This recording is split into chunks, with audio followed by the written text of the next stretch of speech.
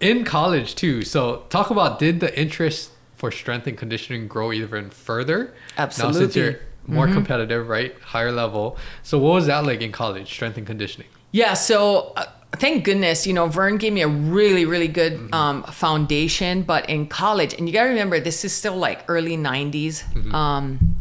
It was being introduced to these explosive movements, right? And so in high school, we didn't have the platforms and the racks. That's not what the landscape looked like. Yeah.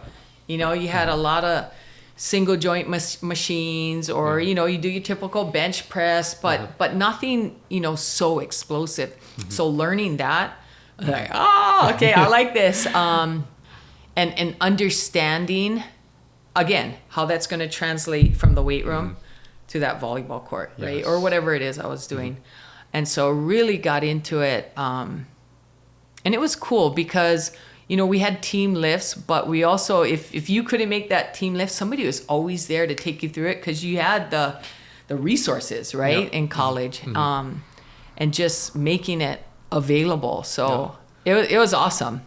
It was awesome. So yeah, when you started to learn more of the explosive lifts, what was that experience like? Because it was completely new.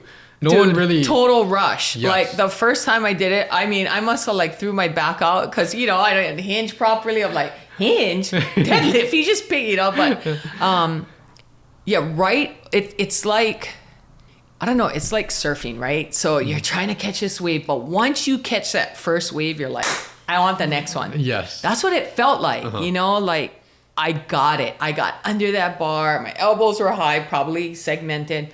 But it's like, okay, now I can do this. Yes. Right? And it was a lot of patience from our strength coaches. But like I said, once I got it, there was like, okay, this is part of my program now. Yes. Yeah. What was it like through the 4 years? Did you stay up there to train during the off-season times, or did you come back home and then continue training at home? I came back home for Christmas and summers. And, I missed my family, and I have I had 3 younger sisters. And so just, wanted to check in, see my family, but knew what to do when I got home.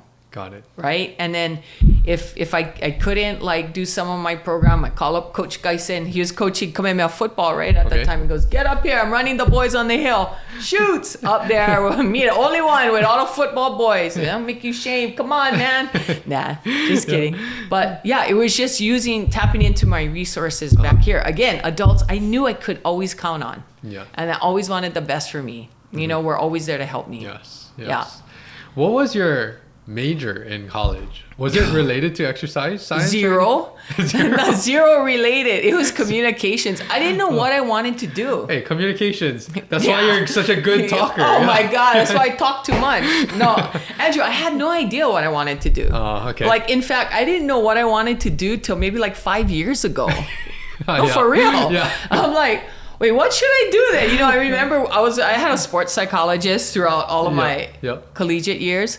I was like, I don't even know. I got a major in something. Like, what do I major in? She's like, well, you took this, and this. How about communications? Perfect. Okay, perfect. Yeah, it's kind of your well-rounded degree, right? Yes. I was like, okay, let's do that. Just get my degree. Yes. Yeah, and like I said, I really didn't know what I wanted to do. I don't know, 4 or 5 years ago. Yeah.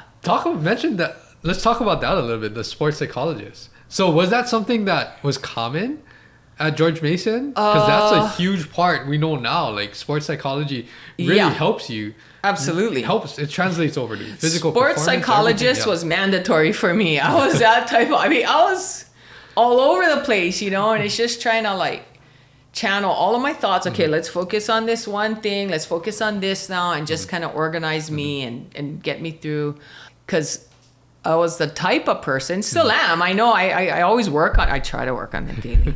I could start 5 things before like breakfast. Yes. And by lunch, I got 10 things going and not one thing finished, So it was really trying to just kind of dial me in and work on my dialogue during the game, my internal dialogue in the game. And then eventually it morphed into, okay, how do I take my strengths and become a better leader. Someone my teammates can count on, my Yes. coaches can count on, and not someone who is all over the place, right? Yes. And take this energy and take this drive and really dial it in. That was the reason I had there's some more reasons than that, but that was one of my primary things to work on was taking all of this, right? That could get frantic, and then just really, okay, here's how we're going to make you more valuable, right? For your team.